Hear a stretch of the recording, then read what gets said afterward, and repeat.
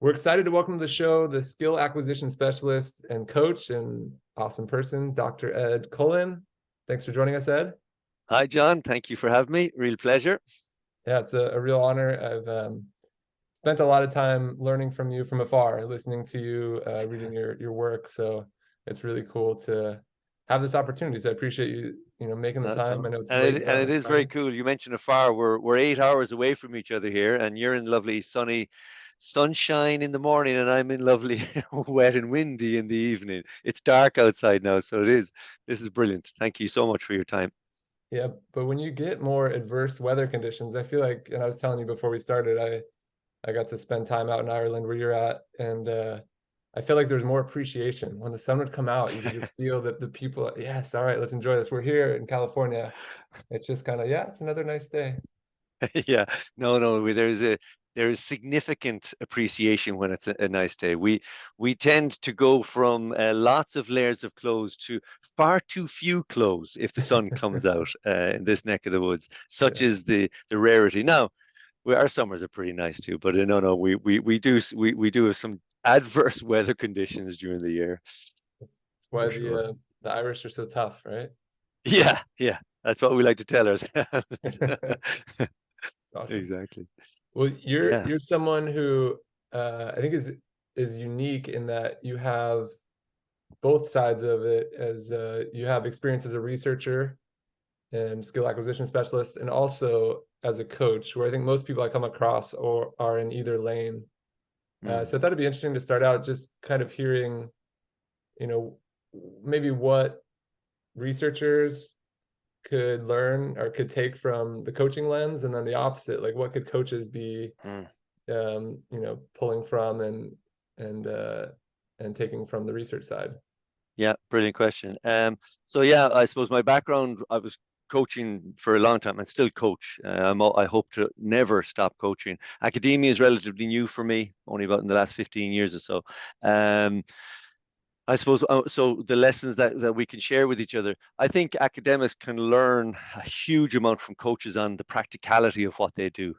I think academics, and I certainly fall foul of this at times, we get too consumed with the exactitude of what we're doing in the lab and forget that, well, hang on, if you're in sports science or coaching science, this has got to translate.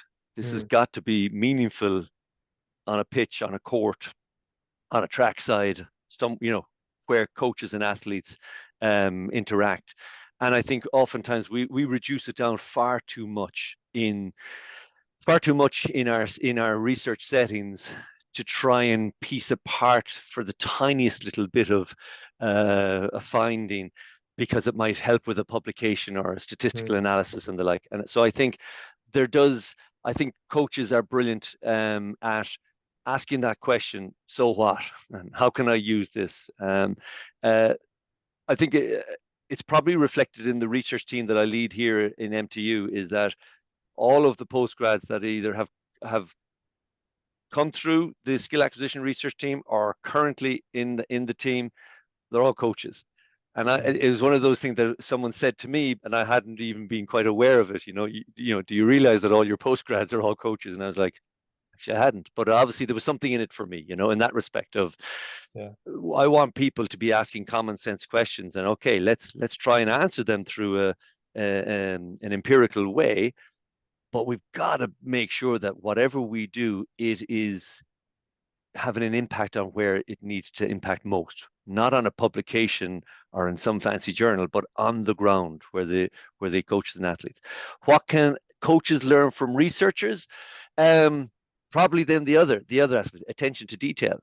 Mm, I think sometimes coaches can get too caught up in um, in their session design and just get kind of lost then in what it is they're doing as opposed to, well, hang on, what did you set out to do tonight? mm, What are the elements? And it might be something like, I set out tonight to make sure that I made a connection with each of the players. But mm, then they get, the passion of the moment gets cut away and they get taken away into something else and they leave and they've only maybe really connected with 5 players out of 20 there, and you're like, well, hang on, but your focus tonight was to make a connection. And Were you strong in yourself in that, and having that little bit of detail to how they prepare, and that little bit of detail um, around maybe the planning of certain aspects of what they do. I also think they coaches can benefit from interpretation of data from researchers, because I Mm, think sometimes coaches are guilty of reading only what they think is going to tell them what it wants to tell them. sure. Reading into the data, they come with the bias. I think researchers can, and it's not for all, it's not the case with everybody, but I think researchers are quite strong at maintaining that distance when they're reading something. Like, okay, that's interesting. However, does it do the following? That critical analysis is a really important part of being a strong researcher. That you are constantly aware of your biases. I'm not entirely sure if I see that as much in coaching. Yeah. As coaches, we and me included, we do get blind spotted by our biases a lot. Yeah. Um, so I think that's maybe where there could be a little bit of give and take. Yeah. But No, that's but it's great. a great question, because I'd love to see more coaches challenging what researchers do. Yeah. And unfortunately, we don't see that enough. What we would do here on time to time is we would have it might be in the coaching science domain or whatever. We'll ask coaches to sense check what it is we're doing. Mm, And it's a tough ask, because they're very honest and they're like, well, how's that going to make me any better? And you're like, oh, well, it could do this and that. And you're like, yeah, I don't see that. And you're like, oh, okay. But then it stops you going further into that rabbit hole, when it probably may not actually have an impact at the end. yeah. If you're involved in sports science and coaching science and skill acquisition and any of those related domains, it's got to have an impact at the sharp end of where it matters, which is in that environment. Yeah. So I I hadn't, think that's more collaboration between them would be very helpful, I think. yeah. And it seems like that's happening more now than ever, which isn't saying a lot, I don't think. Mhm. But I hadn't thought about the way you frame the incentives, that that incentive for a researcher, I think initially is probably, oh, I want to help coaches. That's why I'm getting into this field. But the system, it sounds like, is set up to incentivize and reward, not the idea of like I'm making an impact on the field, but I'm making an impact in a journal. So it seems like from a systematic point, like can we alter? I mean, maybe keep some of that, right? Because that's important to Of publish course. research, but could a half of the incentive or a portion of it be like this has to help some sort of professional league, or kind of switching that. So that Of makes sense. And course. the other side, the coaches having the confirmation bias, looking like seeing what they want to see. Look when they do have a doubt, maybe just going back to the one research that they did know to confirm what they already believed, Mm. to approach things more like a scientist. I Yeah. think is good And advice. there's a few comments on that, and there's two quotes that I'll go to first. There's a horrible quote that is in academia, which is called "publish or perish." You Hmm. know, that's a terrible. That's a real heavy Yeah. burden to carry. Like what you're saying, we should try and move away from that. And I like what you're saying, just that getting that balance right. It is important to publish to be able to get things out there, but then do we distill them enough into meaningful, easy to understand, user friendly Right. platforms, with infographics and little 5 minute videos on this is what my paper found, and here's a little, but we don't. It's published, great, next one. You're like, whoa, hang on, what was the purpose? The other one is something when I first started my own PhD, professor said to me, he said, you need to be prepared to learn more and more about less and less as Hmm. your PhD develops, because you Specialized. want to become specialized. Yeah. Specialism can get a bit narrow-minded, so we need to Hmm. just be wary of that. Yes, I've become specialist in what I'm doing, but how then do I go from inward specialist to outward attracting people in, Hmm. Yeah. attracting people to listen? And it's something we do with our students here, even at undergrad level. We ask them, read a paper, and it might be the first time ever reading a paper. It might be semester one of first year in their third level journey, and then they'll just read it, and now say, so pick out 5 things that's wrong with the paper. How do you mean? Like, that's a professor from somewhere, and she said the following. How would I ever criticize that? And we're like, no, no, but you have to, you know, Yeah. I have people criticizing my papers and my chapters, and that's what makes me a better, so the next time I want to improve on so on and so forth. But we don't do enough of that we tend to read things, even books and things, we tend to read them and just absorb them rather than read it with a critical eye. Mm, yeah, that's a great point.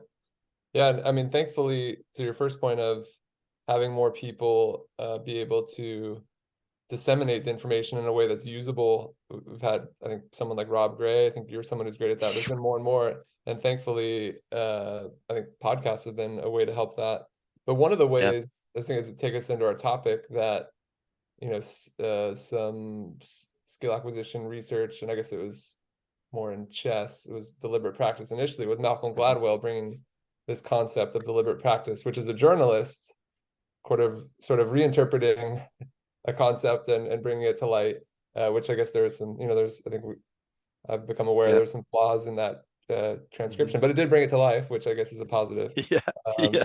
And I know it's a field you've done some research in, Mhm. and I think all coaches have heard of it, but aren't quite sure, or maybe have a sense of what it means. But I'd love to have you, well, have you here to Mm. help kind of um, get more specific, like you started, like let's get specific to what it actually does mean. So if you'd be Mm. up for taking us through it a little bit. Yeah, so a great point to bring in Malcolm Gladwell's piece because he resurrected the domain with his book Outliers, Hmm.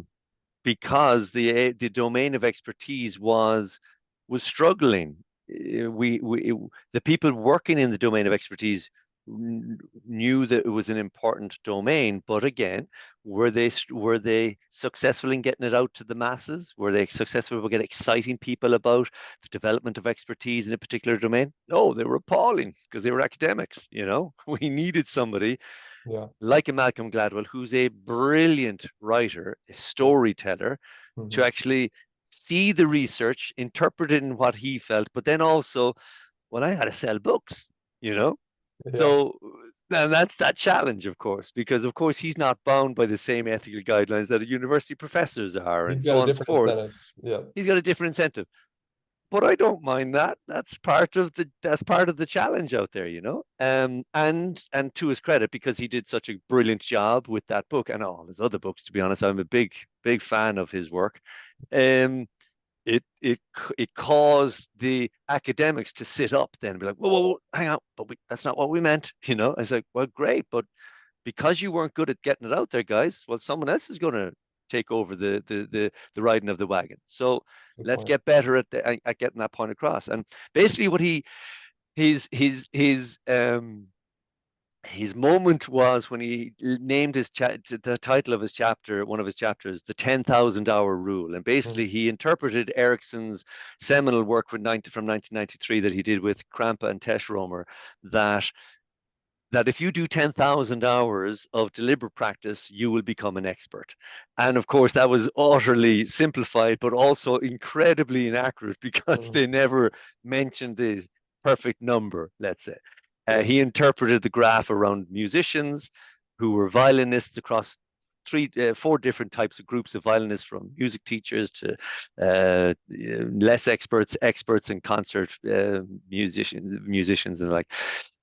But he sold the idea that it's possible for us to become world class, that it's maybe not down as much to genetic predisposition. There Hmm. was a phrase that was rolling around there in the late 90s. If you want to be an Olympian, choose your parents wisely. Hmm. Well, this began to shatter that type of a concept because apart from some key sports where, okay, if you want to be a world class basketball player, you're going to struggle if you're 5'5", and if you want to be a world class jockey, you're going to struggle if you're 6'6", you know. But outside, same with a gymnast, I don't see many 6 foot gymnasts out there and the like. However, outside of certain domains where anthropometrics have a real specific aspect to their success or failure, he was basically saying that it's possible with the right type of practice. And of course, he brought everyone's attention to this new type of practice, which is deliberate practice. Deliberate practice, as the definition would state, is that it needs to be effortful, it's not immediately rewarding, and it's not inherently enjoyable. There are additional tenets, which are that it needs to be relevant to overall performance improvement. Hmm. It's not something you can do endlessly. It does require feedback. And even from our own research, we showed that reflective practice has a significant impact on the quality of the practice that you do in deliberate practice. Okay. Mm-hmm. So if you find yourself, whatever practice you're doing, and I would be a strong advocate of deliberate practice, albeit through the way I coach would be through constraints and a very ecological understanding of how we interact with tasks and the like. But what if you can find yourself engaging in practice that is relevant to overall performance improvement and that challenges you appropriately, going to that challenge point theory from Guadagnoli and Lee from 2004, that you are increasing the likelihood of that work becoming robust enough to be retained in where you'd like it to be retained, which is in the competitive environment. And um, and I think that's a big part of any type of practice, is that any type of practice, it needs to translate to your desired environment. If you are in your field, beach volleyball, yeah. So if you're coaching your college beach volleyball team and they're doing superb in practice, but then you go to matches and it's not coming out in the way, well, then you're going to be upset with what's happening and how it's not working. You would be less upset if it wasn't going well in practice, but they were succeeding in competition. Because that's where ultimately, as coaches, and depending on the level that you're coaching at, that's where success and failure is measured. You'd hope when you're working with adolescents and children, that doesn't ever come into it, but unfortunately, in the world we live in, it seems to at times. But that's where deliberate practice played a hugely important part in resurrecting, as I said, the domain of expertise. Anders Ericsson then drove it for years, along with people like Mark Williams, who was my supervisor, my PhD, and so much of their work, and the people like Nikki Hodges and others like them, brought a framework upon which coaches could use to devise effective practice when someone is working on something specific within their skill set. Unfortunately, like all things, misinterpretations and misrepresentations of what deliberate practice is got out of hand. Things went a bit crazy for a number of years. We even had one guy giving up his job to become a professional golfer.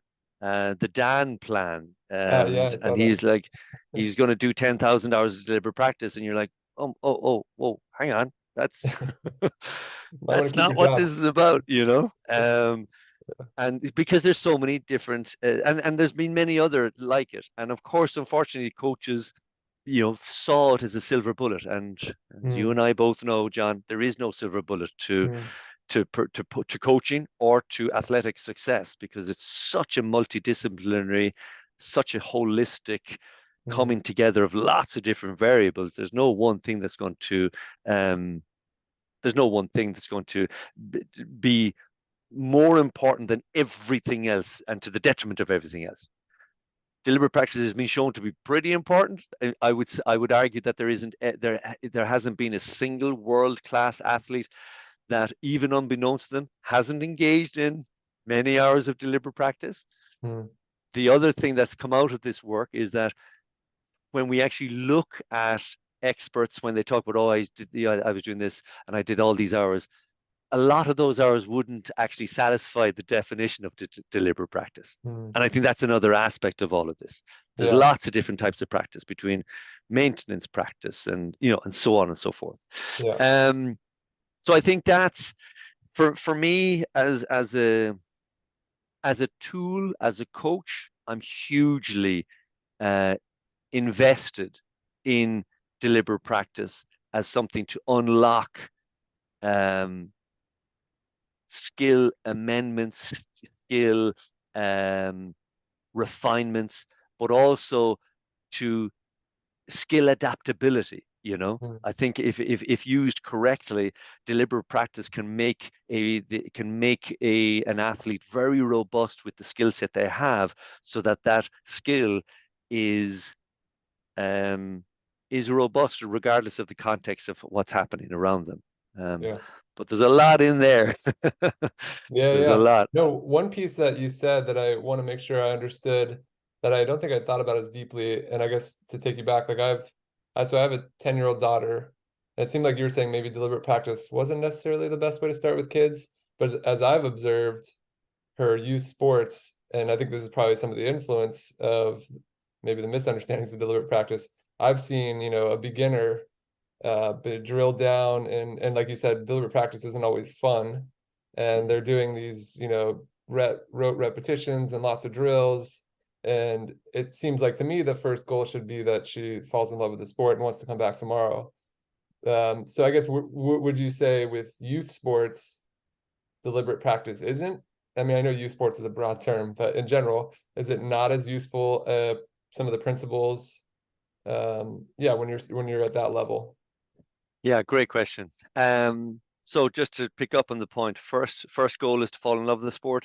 The first goal, the second goal, the 100th goal is to fall in love with the sport for me. Yes, yes. And that's even the work I do. The vast majority of coaching I do is in professional sport, is in Mm, professional golf. I'm constantly, if I meet up with someone, it's a new client, a new person I'm going to work with, and whatever. It's to it's oftentimes they come to me because they've fallen out of love with the mm, sport.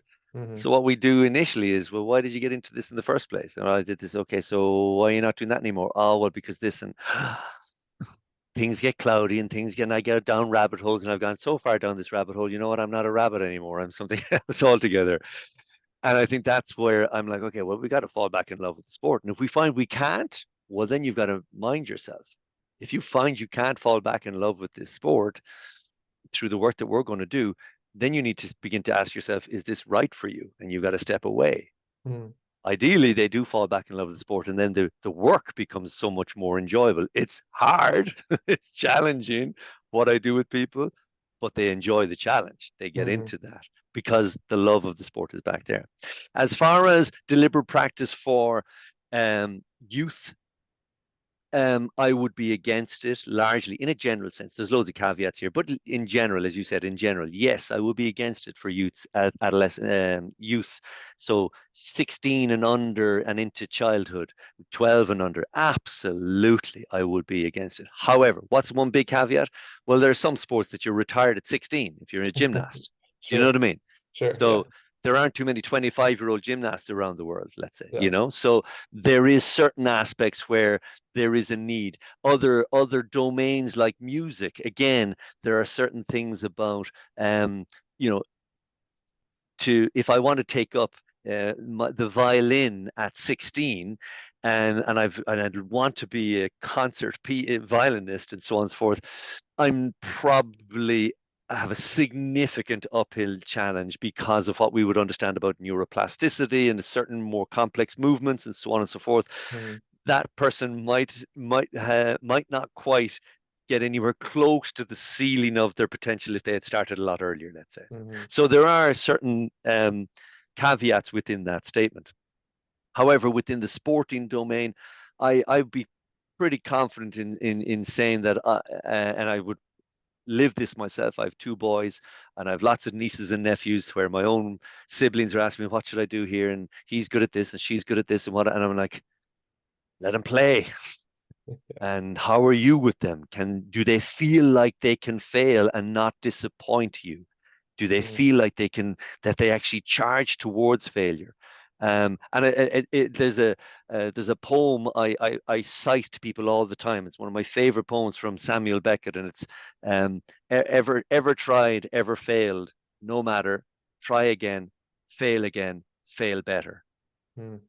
That, as I've said to people, there's a PhD in that alone. Yeah. How can you get people to engage in something with all of their faculties, but without the fear of failure as they're practicing it and developing themselves in it? Now, incidentally, if you actually have someone engaging like that, there's probably quite a few of the tenets of deliberate practice that will emerge quite organically anyway.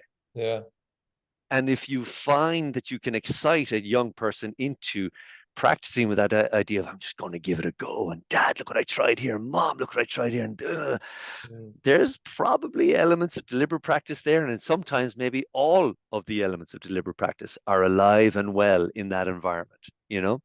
We just don't need to be in there with them as Force it. parents. Yeah, Yeah. we like we, I'm 50 now, and I have an 11-year-old and a 15-year-old, and one of their greatest blessings, John, is that I didn't have them when I was younger. You know, like they were genuinely. I was in my 30s when they came, but Yeah. if they They're arrived in my nostalgic. 20s, I could see, like, I know I can reflect. I reflect on how I was as a coach back then. Yeah. Yeah. That would have cost a lot of therapy, because of how I would have been. And that's not to say that I've gotten it anywhere near right now, but I know it's certainly it's a it's a more understanding environment that they're growing up in now compared to the coach I would have been in my 20s, when I was doing a lot of other things too, and coaching wasn't the sole thing that I did. Yeah. Yeah. Um, so I think conversations like this, I think, help coaches maybe take the foot off the gas a little bit Mm. with younger athletes, maybe allowing them that little bit more time to explore, a bit more time to figure things out, and for their journey within the sport, Yeah. and also for them to teach us. Mm. If we actually stop talking to them and telling them what to do, when to do it, how to do it, they'll actually come back with some things we will never have come up with. Yeah. And I think we block a lot of that at times. Yeah. But as I said, to answer that question, in a general sense, I am not a fan of deliberate practice in a structured way with child and youth athletes. Hmm. Um, but I do find if you create the right environment where they truly are out there exploring and trying to figure things out, I think it emerges more organically than we maybe realize. Yeah, that's a cool way to think about it. And I don't think it's necessarily has to be that way, but when people get so caught up in the deliberate practice idea, it forces kids to specialize even more and only play one sport from a young age because they got to get all those hours in. But where, yeah, if you use it more of an exploration and follow their passions, then they get to Mm, try different sports and have donor sports and have different mm, experiences. And so yeah, I think there's lots of great yeah. reasons to allow it to emerge, like you said, naturally. But if we And look, and there oh, is good. there sorry, and there is a point in that too, and I'd be very careful. For some kids, they only do like one sport, Sure. and that's okay. So I think the point is just to not constrain them to only one sport Mm, if they want other sports. But if they mm, only would like one sport, let them go. mm, I only want to play badminton. And this is because, okay, well, I'm going to support you in your exploration and journey through badminton and so on and so forth. And as a coach, I'm going to try and make sure that you then have a balance to your life outside of badminton and as a parent and so on and so forth. That because I think we've also gone a bit too far with the diversification. mm, We now have parents and coaches, but especially parents who have their kids doing five, six, seven things, and their kids have no time off now. mm, And you're like, "Whoa, hang on." And it's actually a concept that I'm working on at the moment.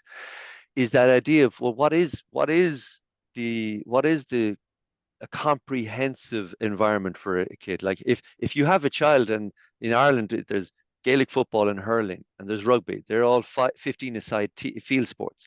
There's soccer. It's 11 aside teams. But you have your kid playing all four of these field sports, and they're all invasion games of one shape or another, and they're all played with the ball of one shape or another. And you're thinking, well, are they really learning from those sports? Because there's mm, a lot of overlap, and not a lot in other areas and whatever, but they don't play any court sport. They don't do any individual sport like cycling or athletics or swimming, and they don't do any mm, movement sports like karate or dance or. mm. But but still, they're doing five or six of these. You know what I mean? Yeah, And yeah. it's because there's now no. I don't know what it's like in America, but in Ireland, there's a lot of kids who have no time off to Hmm. just be a kid. They're Yeah, either in the car being driven to something or at the something, and the parents are waiting to them pick up to take them to the next thing. yeah. I only played a couple of sports when I was younger, and then there was lots of sports that come in and out based on the season. 2 weeks of the year we all played tennis because it was Wimbledon and this type of stuff. Yeah, yeah. Um, but we had loads of time to do mad stuff, Yeah. to climb trees and fall out of trees and get into fights and run, And be bored. do, yeah, yes, Yeah. that's a big thing. My Lots wife of, is really strong on that, really yeah. strong. We were driving on it. We have a long train journey. Can we do something? No, just sit and look out the window. It's amazing out there. Yeah. It's a lost art. No, you don't, Yeah, it Yeah. is. It is. Yeah. Well, and especially when if there is ever a chance to be bored, it's someone could grab a screen pretty fast and fill, their Yeah, time with that. So yeah, yeah. I think it's a helpful message and helpful thing for us to consider, not just as we're parents, but also in our own lives, like to create some Mm. space for some imagination and Not a lot of room for that yeah, nowadays. yeah. Not a lot. And Yeah. I'm a big fan to give kids days when they've just nothing on and let them get curious and let them be bored and see what comes out of the boredom. And yeah, they Right. might break some things, and that's all right. Yeah, exactly. Okay. So I'd love to go to maybe so someone you've worked with, and we can go to golf, maybe as someone who's more of an expert, and gotten past its youth phase, and they're obsessed with the sport, Mhm. and you were going to apply some of the principles you brought up in deliberate practice, relevant, having feedback, reflective, effortful, challenging. Can you take us through like a real life example if you were leading a session, how that would go, what it would look like, so we can hear, yeah, a more Yeah. practical example. Yeah, so myself and Paul Ford, we published some work on this a number of years ago, where we devised a little framework for the application, what we call it the operationalization, typical academic, of deliberate practice. How can we guide coaches through? Well, if I want to apply deliberate practice, what do I do? And we came up with the Aspire framework, and the A is for analyze, the S is for select, P is for practice, I is for include feedback. I'm trying to run through now. R is for Our, repetition, and E is for evaluation. And yeah. basically, what we are saying there is, and I think in some of the papers or the publications, I gave an example, of a golfer, and they've identified that maybe their wedge play is not good, right? So we've evaluated that with it, and then we've selected that this is what we're going to do with it. Through all of this process of identifying, this is something that is going to have an impact on my overall performance. My stats tell me that my wedge play it's costing me shots out there. So we now know the what. The next key part for me and how I engage with deliberate practice is the how. How now do we improve on this task? And again, how it might differ to Erickson's initial work around with violinists and pianists is, well, the violin is not going to change. Mm, The strings are the same and so on and so forth. The piano keys are not going to change. But even in his seminal paper and many of his works since then, he does talk about engaging and recognizing the variability of what you might be doing depending on the domain. So mm, if we're talking about golf, well, there's massive variability in golf. mm, The different lie, the different grasses that it could be on, the different conditions of the day, the different time of the day. The ball flies further in the heat of the day than cold in the morning with the dew on the ground, and so on, so on. So what I would be encouraging then is, when I've identified what we've done we've analyzed it, we've selected what we're going to do. The P part, the practice part, is filled with variability. I would resist the temptation to have them hit the same shot over and over again. I mm, want I want their I want them to experience the somewhat frustration of not being allowed to do it over and over again, to give them that warm fuzzy feeling of, oh, I've got it. Well, if it's as simple as just I got it, well, then you'll never have to practice it again, really, because you've got it now. It's not like riding a bike in one sense. And even riding a bike, yes, I now know how to ride a bike, but can I ride a bike on gravel and on ice and uphill and downhill and off road? And so, well, probably not. That's where that adaptability is key. So I will be very conscious of ensuring that there's a lot of stimulus that um, draws adaptability out of out of an athlete during their practice. I'm not looking for them to make adjustments to what they're doing. I want them to be adaptable to what is happening around them. And another key part within the golf example then is the sequencing of things. I'm not a fan, and again, based on even some of the discussions that Anders would have had over the years and some of his papers, this has got to be relevant to overall performance improvement. So if I'm working, let's say, even in the piano setting, and I'm working on a finger placement that is very tricky because of the piece that I'm trying to learn, it still has to fit into the overall. So there's no point in now being brilliant at this one thing if it doesn't actually fit in a smooth flow way into the overall piece.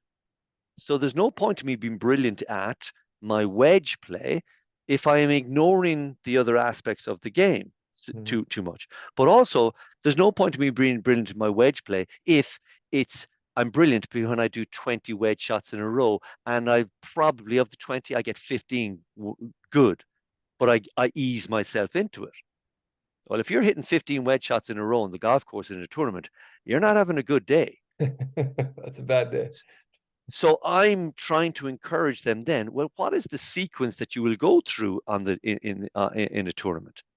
And oftentimes the argument comes back is, I know, but Ed, I can do 15 wedge shots right here, right now, and then I can work on my putting later on, and I say, I know, but that even itself messes up the sequencing, because I know you could hit 15 wedge shots here in 3-4 minutes less, and yet on the golf course, you'll only hit 60 odd shots over 5 hours. So we're again at odds with the stimulus in the practice environment to the stimulus in the competition environment. So I'll say to players, and I suppose I've pressure tested this and I've sense checked this over the years with players, because one of the resounding feedback I get, and I will gain a lot in feedback with the players I work with, a lot, constantly asking, is this making sense?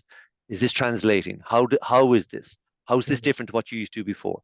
And one of the significant things I hear from them is, I hit less balls with you, Ed, but the quality of the balls I hit with you is far, far superior to what I would have done before.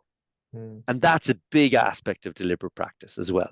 We're all when we're in deliberate practice mode, it's about quality.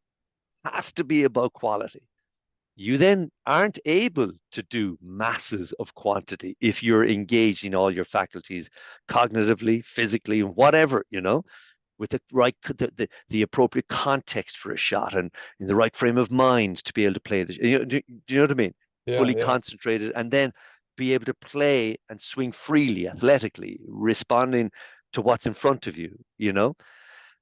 That's a lot of effort, and I think so.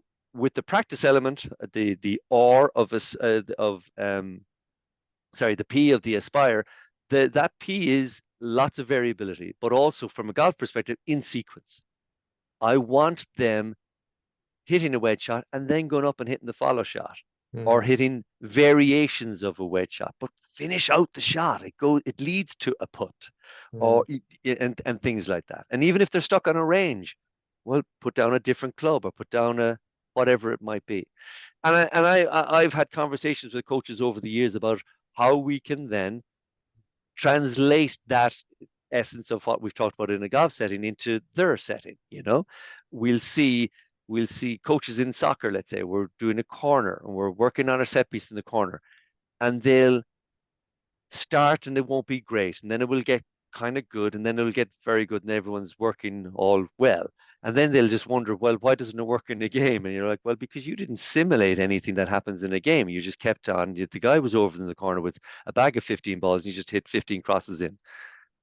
And then it would go over the top. Okay, next again. And you're like, hang on, but the ball was still in play, but you stopped the play.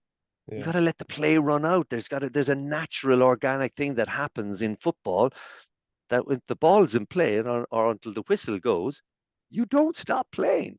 Right. But we tend to practice in these very distinct ways. Oh, we're working on, beach volleyball. I'm working on my serve. Where's my teammate? Where's the opponents? And I'm working on my serve. We're just going to do serve, serve, serve. I'm like, hang on, It leads to it to serve as the start of a point. Yeah. If we only do serve excessively, we're missing out that connection with what it means in the context of a game. Hmm. And what happens if I miss a serve and it goes into the net or it goes long? Well, you don't get to serve again. Yeah. So there's a consequence in the game. Well, put a consequence into the practice. You have to earn the right to get a second serve, but you don't ever going to do three in a row because you're not going to do that in the game without a point being played out, and so on Hmm. and so forth, you know? Yeah. Yeah. That's And that's great. where then, the feedback, the other parts of it is you include feedback, you engage with them. How did it go? What worked, and so on and so forth. And then a bit of the repetition comes without repetition, you know? I want you to repeat the process of finding that solution. I don't want you to repeat the solution. That's a Yeah. big difference. That's something I would have taken from Rick Shuttleworth over the years. And then, of course, you evaluated where is it at? Yeah. It was helpful to have you kind of break down some of those because I think as I learned more about the ecological worldview, it felt like it was in kind of in difference At with, odds. yeah, at odds, that's Yeah, a good word. Yeah, yeah, with deliberate practice. But when you, I mean, you started out talking about the connection to the environment and the grass and the importance of variability and having connection and an interaction with the opponent or the next play. I mean, all those are obviously ecological principles. But the one that you brought up, and I'd love to go into more, is feedback. Because a lot of times when I think of feedback, I think coaches think prescriptive. Here's where you should put your leg. No, you should do that instead of this. So I guess how would feedback, yeah, could you give us some examples of how that would fit in, yeah. especially if you have more of the ecological lens on things? Yeah, and I think feedback is a key thing for every coach. Um, a key thing. I'm just going to write some of these notes down so I don't forget what I was going to say. So, based on feedback, I think feedback is a massive thing for coaches. And I think if I was to go back to my kind of first 10 years of coaching, I ruled the roost with feedback, you know. Oh, you've done your bit. I'm now coming in. Coach Ed is coming into the sphere. Now listen, here I come with my words of wisdom from my observation. Yeah, You've had your time, athlete. I'm now giving you feedback. lucky person you are. Yeah, yeah. Like even if you hear that, it just Yeah, sounds so ego oriented. It yeah, sounds so, oh well, you've done this. I'm now going to tell you what you should be doing.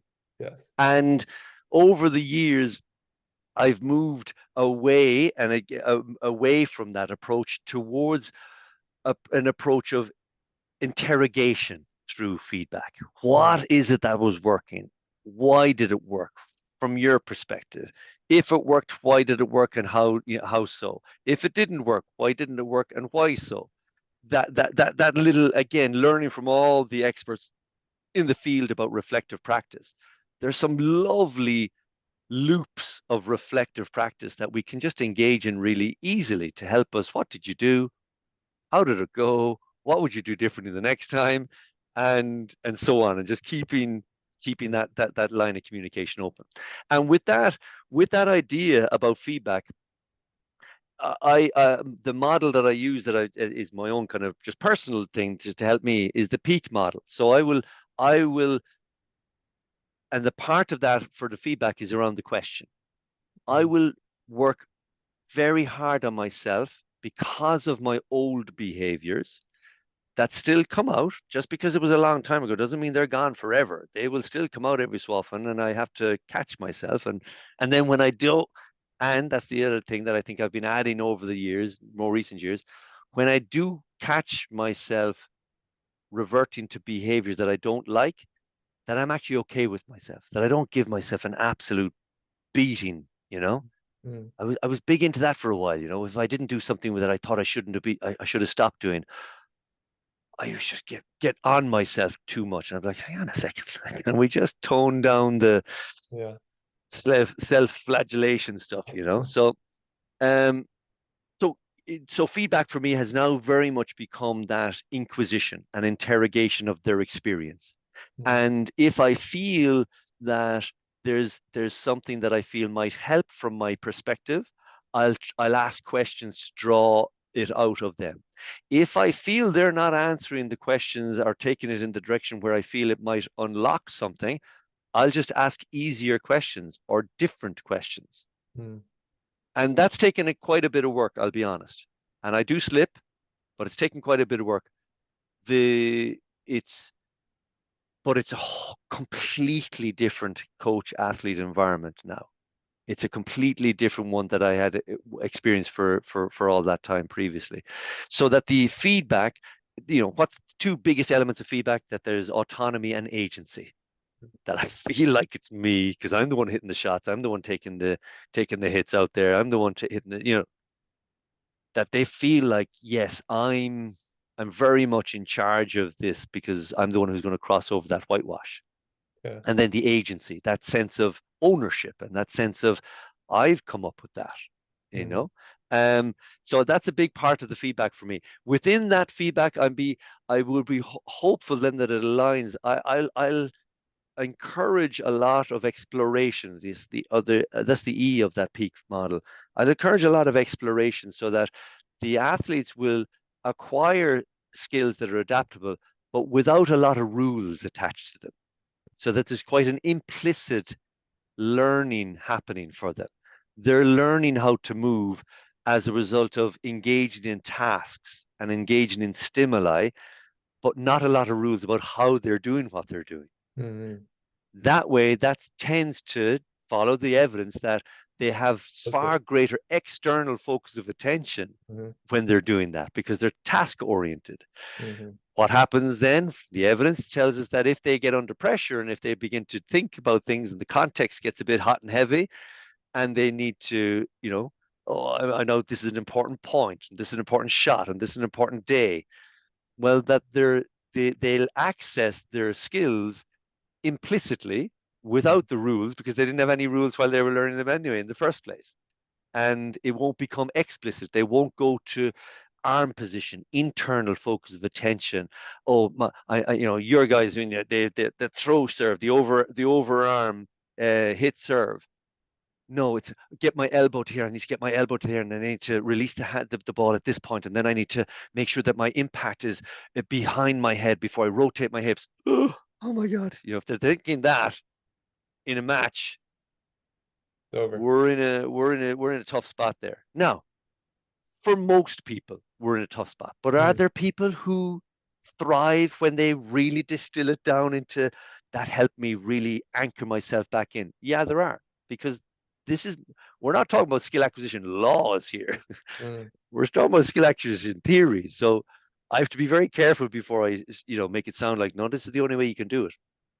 As I say to people, there's probably dozens of right ways of doing things in Mm. coaching. Mm. There may be millions of wrong ways. And our job is to make sure we're in the dozens of right ways. So it's not Yeah. there's only one way. There's probably dozens, maybe hundreds of good, effective, thought-provoking, challenging, respectful ways of engaging as a coach. What tends to happen though is that we we go to one of the millions of wrong ways, We're and good we at just that. need to be better in those moments. Yeah. I love the questions. I heard one of my kind of mentors saying recently, the person doing the talking is the one doing the learning. And I mean, when you ask a question, Wow, then I they like get to that. answer it. Yeah, they get to learn. But yeah, I'm one who, when I will learn maybe some research or learn something that I think is an effective principle, then I'll Mhm. be like, okay, well, that's what I got to do with them, and I've got to stay to that, and I'm not going to allow them. But it's cool to hear you say, in skill acquisition, it isn't a newer field; it's a newer science, and we don't have many laws. There's more, theories.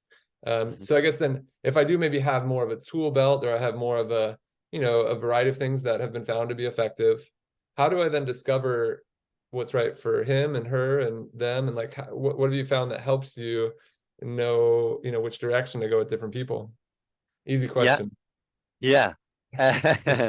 How do you figure that out? With a significant dollop of patience, Hmm. because it is different for everybody. Like I was in class this morning with doing applied sports psychology with third years, and we had a discussion around this. It was, let's say, 30 people in the class. If I give those 30 people the exact same diet for 10 weeks, are they all going to respond the exact same way to the exact same diet with the same sleep? We control for sleep, we control for fluid, we Mm. control for diet. Nope. We Yeah. might have any one of the 30 who will respond in the exact same way. If I gave those 30 the same strength and conditioning program, so now something physical, not something just ingested and it's passive, something physical they've got to engage in. The same strength and conditioning program for 3 sessions a week for 10 weeks, we may see not a single one adapt in the same way to that strength and conditioning program.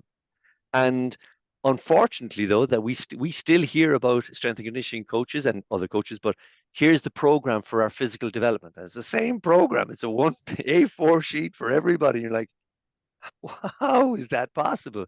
Yeah. So the answer to your question is with yes, patience, but coaching for me it's a tough job Yeah.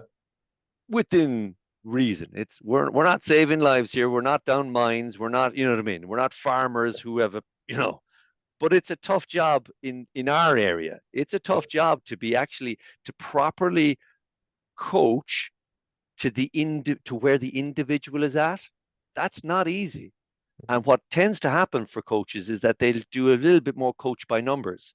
Mm. And it'll easier for me because I've got 15 players and sure there's only one of me. And we're like, well then you've got to ask yourself, yes, you've got to probably maybe try and recruit someone else to help you out. And, because right now, if you're only doing the same thing for everyone, well, then are you really helping them? Mm. And if that's, you know what I mean? And that's where, and it's hard. That's really hard for coaches who are parents who are just helping out with the club, the local club with the youngsters. But Yeah. then that's somewhat different because what's more important there is that the kids are getting out and playing and meeting up with their friends. And there's, you know what I mean? Yeah. In Yeah. the performance setting, coaching is tough because it does require an individualized specificity for the person that's standing in front of you, even though they're all doing they're coming together because of their love of the same sport, Hmm. but that doesn't mean that they are the same people. And and I think with where feedback and things like that are concerned, how do we measure it? We measure it by engaging then deeply in their experience of it, constantly, trial and error.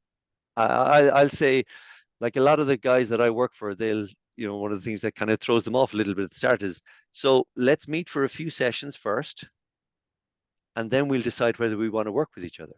Mm. Because then if we do say that, we're in for this length of time, whatever that means. We're locked in then for a long period of time. And they're like, how do you mean? I was like, well, if you think that I'm flawless and perfect in everything I'm doing, well, for starters, I'm not. I'm nowhere near that. But if I feel that that's what you expect, I won't be able to coach the way I need to coach, which is I need to be able to coach to figure things out. So I'm going to get things wrong. Yeah. You're There's a going to get puzzle. things wrong. Yeah. But so we've got to, so we're going to do a couple of sessions together first. You get an idea of how I work. I'll get an idea how you work.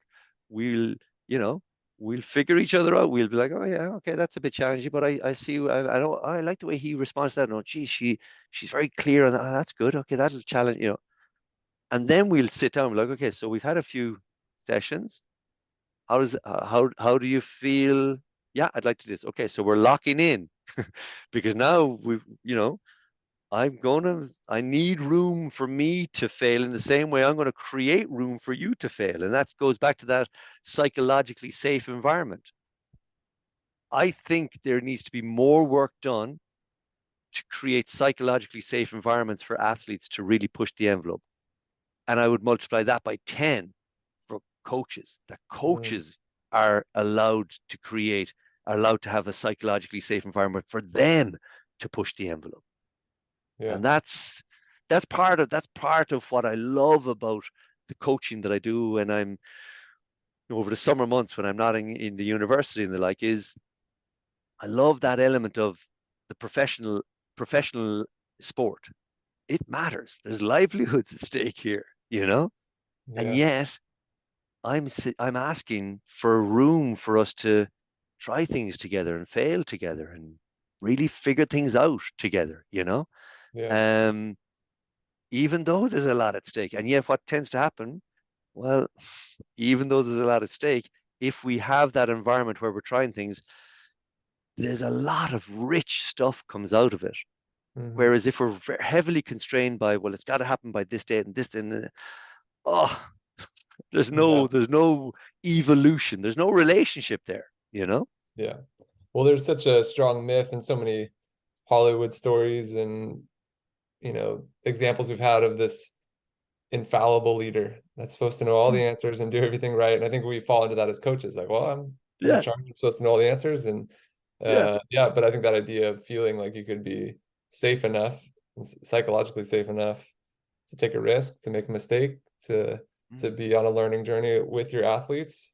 It seems like it'd be one, more enjoyable as a coach, Uh-huh. and two, you'd probably be better for the people that Yeah. you get to work with.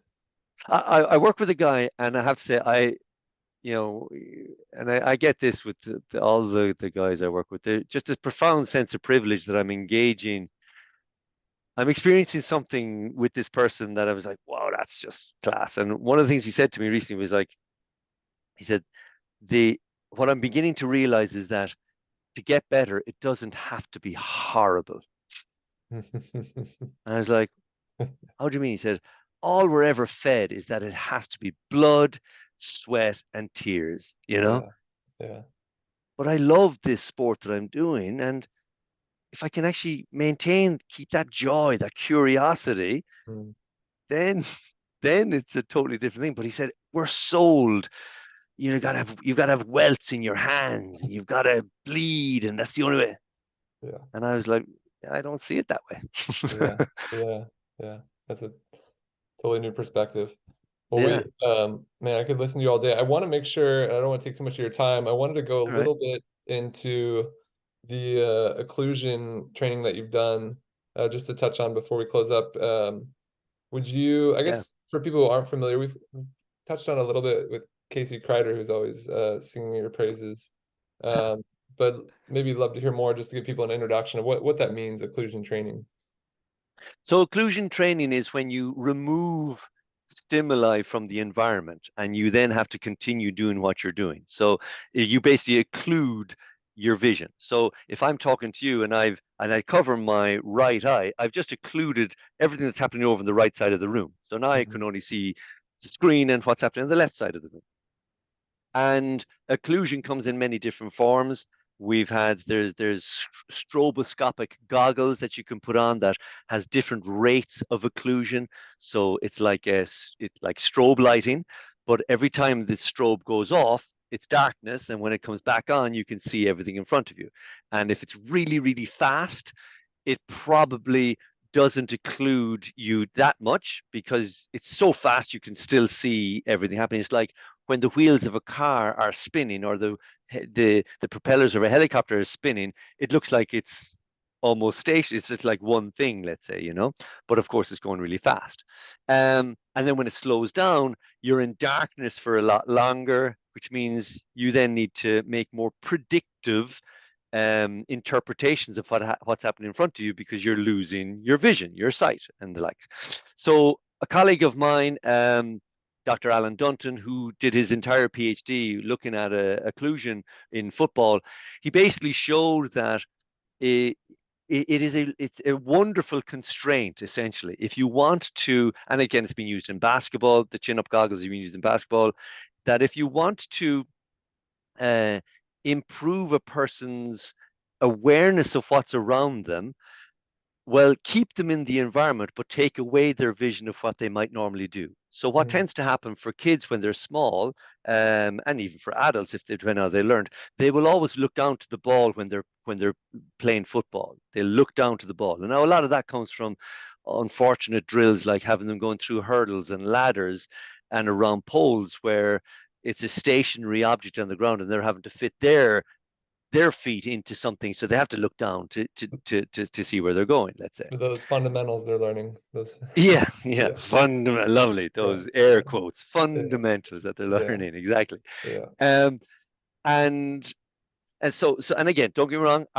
Is there a time and place for that in rehabilitation? So, of course, and there's time and place that if you're in a sprint, in sprints in a track and athlete when you're not going to be tackled by anybody, and it's a very and so on and so forth.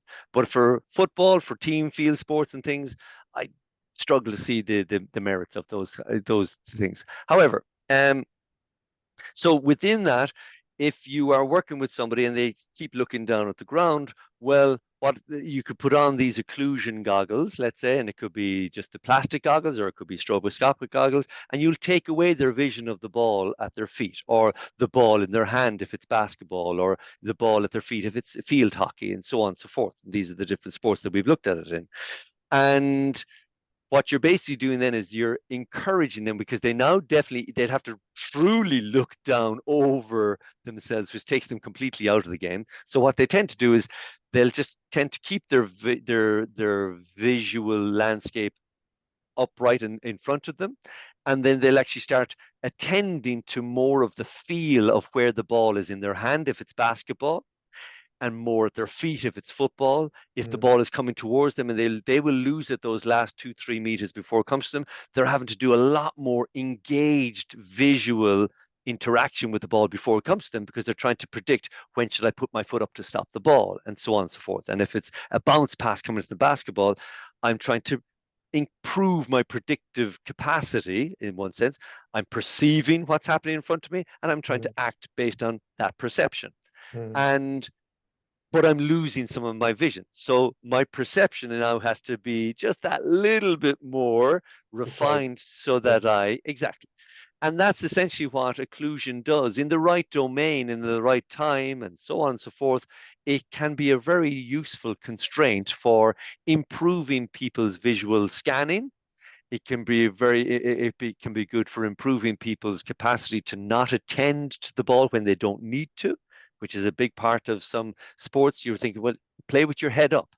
Well, if they and some people do, and there's some lovely ways of coaching that, creating that environment where that it will emerge from different tasks. But if there's somebody who maybe is particularly struggling with that, the occlusion goggles can help maybe with that bridging before and again, it's something, it's like everything, it's a dose response, how Mm. much do you use it for and how often to excite that change and then let them get back into the game, let's say, and without it. Have I done a sufficient Yeah, yeah, job at no, bringing that's you really around? really helpful. So it sounds like the strobe, I think that sometimes has been trendy, but not as useful. What Mm. about something like closing one eye?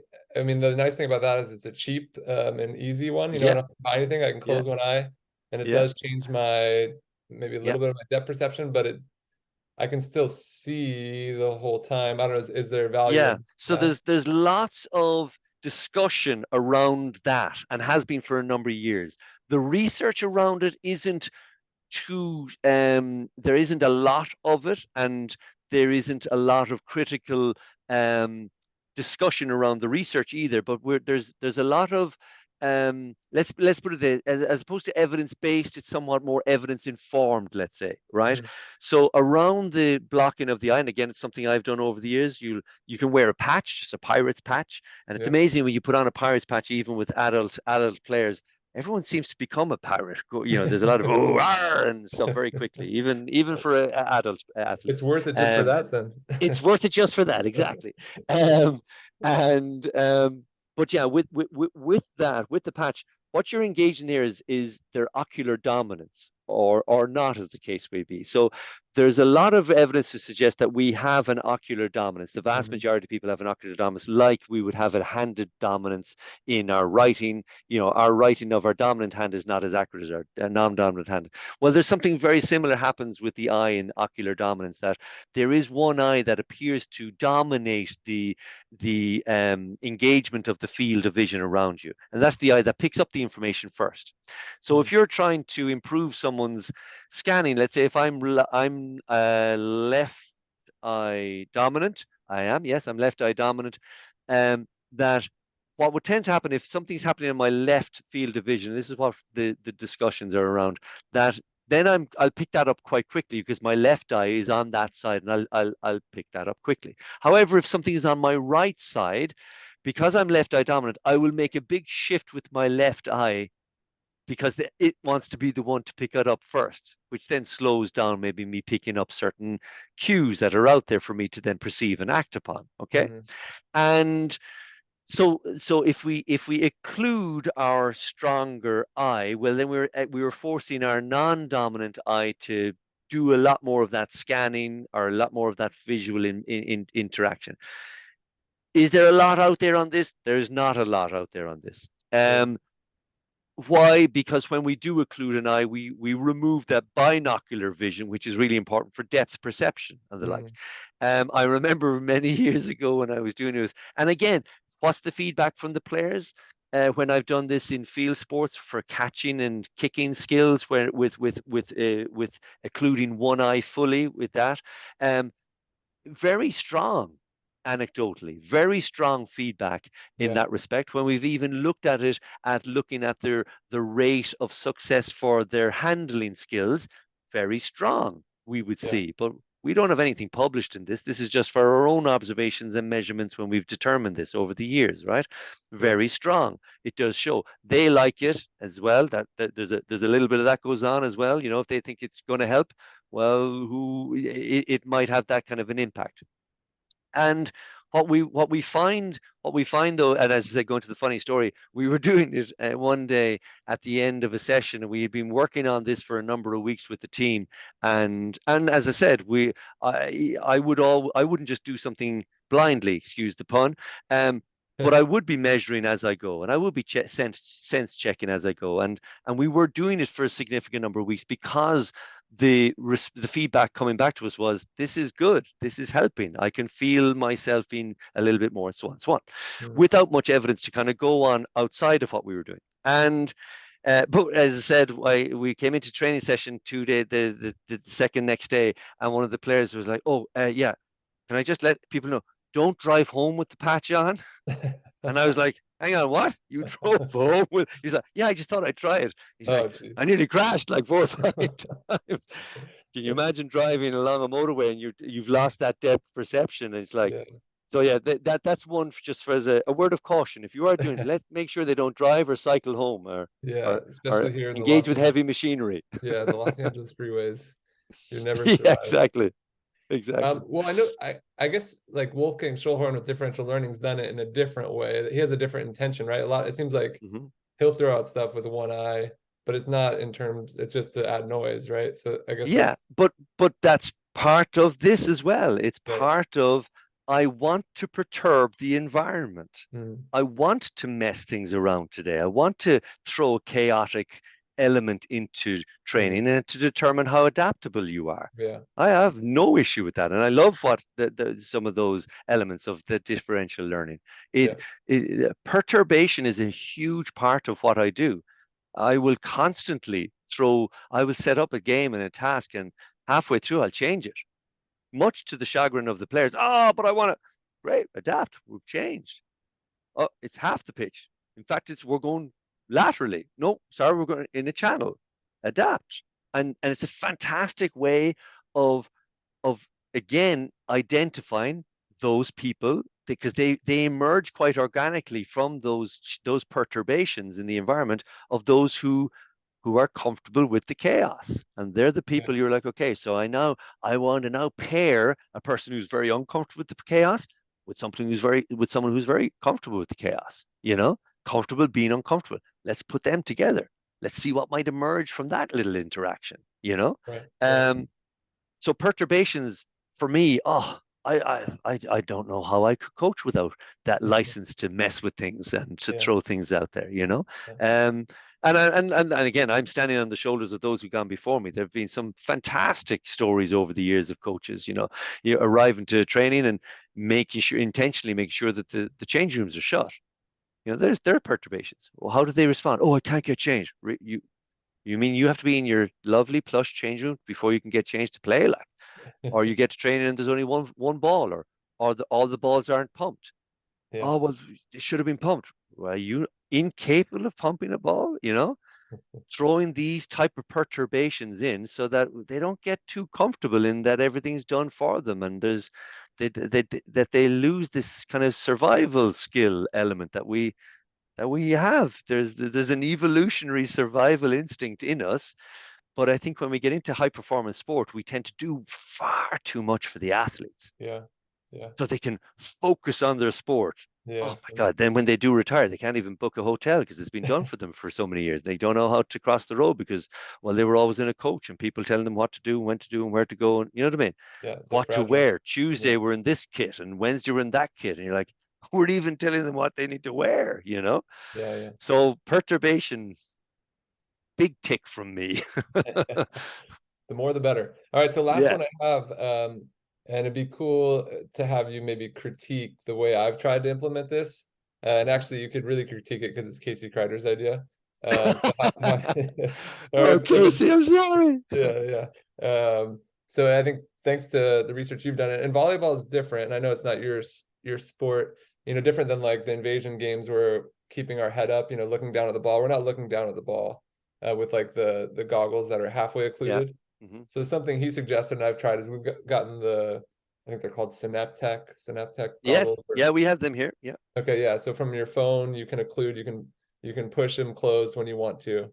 Yeah. So what we've done for maybe someone who's receiving a serve, a passer, they see a serve coming, someone who struggles to maybe you see they like move really late or they're not picking up the information early. So okay, let's Hmm. instead of just telling them where to look, what if um we at some point on that ball flight, we push the button and they're occluded and they try to pass it accurately. And then once they pass it, we put it back on and they play out the point. Hmm. We'll usually start like doing it pretty close to when they receive it. Hmm. And then as they get better, maybe we do it sooner and try to find a challenge point where Yeah. it's really difficult. Yeah, I guess what would be your take on that and your feedback for that? Love that. There's what you're doing is you're trying to use a constraint to encourage some skill to emerge, essentially. If you feel from what your analysis as an expert in the field on volleyball, like I wouldn't see that, but if you coach volleyball coaches will see that they don't see the ball early enough. Their movement is not quite aligned with someone else in that position who seems to move better than them, or but this is where we see is a significant area for them to improve in their game. Well, then occlusion goggles is a way of identifying whether that is the problem or not. You Mm, know, absolutely. It may not be it, but what you're doing is you're trying something to see, well, actually, do we improve in their reaction time? Do mm, we improve in their perception of, like, what you're talking about there is someone serves and they've got to receive the ball, yes, to keep the point alive. Well, that's tau, and that's that time to contact that's mm, happening. There's that coupling. The the the the retinal image on the back of the head, at the back of the eye, the retinal image when the ball is far away on the other side of the court gets larger as it gets closer to that player, and if it's a really hard serve, it gets larger faster. yeah. Are they interpreting that sufficiently? And well, occluding their vision will make that very challenging for them if it's a visual interpretation thing, Mm, for all you know, it might be something else. It might be a positional aspect of their play. Maybe they're not. I don't know, and I'm really just clutching at straws here, yeah. not knowing the sport. But maybe, like, and I'll give you an example to get me to what I was going to say. We know that the quality of a player in a sport with teammates has an impact on how teammates will interact with that player, right? So if I'm playing a game and playing I'm playing American football and I know that the quarterback is brilliant, well then of course I'm going to make the runs because I know he's going to be able to reach me when I turn and get it. Mm, If I'm playing with a quarterback and he doesn't have a strong throw and he's very unpredictable and he's very inconsistent, I'm going to behave very differently with that quarterback because I'm not going to run that very far away and I'm going to be very. So mm, we know that happens in all sports where there's a teammate. So that's something I've looked at over the years is what's the interaction between that teammate and that teammate? What if we put a different teammate in there? How do they interact? mm, Wow, they actually interact differently. That's again part of the constraints-led approach. Yeah. Change the dimensions, change the equipment, change the personnel. Mm. How so does the person that you're thinking they need work on this? Well, are they the same when there's someone else on the court with them? Or are they different when someone Yeah. else is on the court with them? Are they that way because maybe they are trying to cover too much space because they don't, unbeknownst to them, unconsciously, they don't trust that the other person on the court with them is able to. So then Yeah.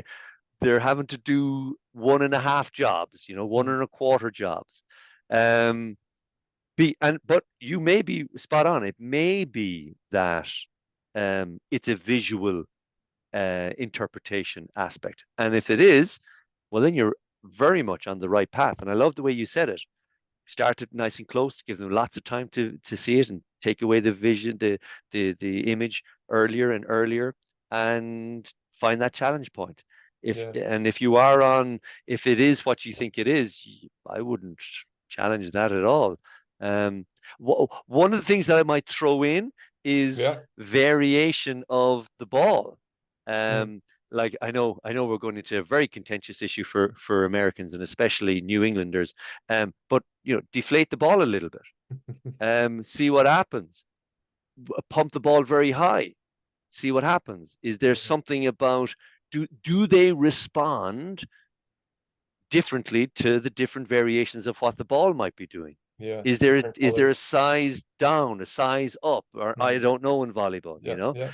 Yeah. but there are again we there's an awful lot to be said for that self-organization that happens Mm. if let's say if we were in a room together, John, and I threw you a basketball, you would catch that ball very differently than if I threw you a tennis ball.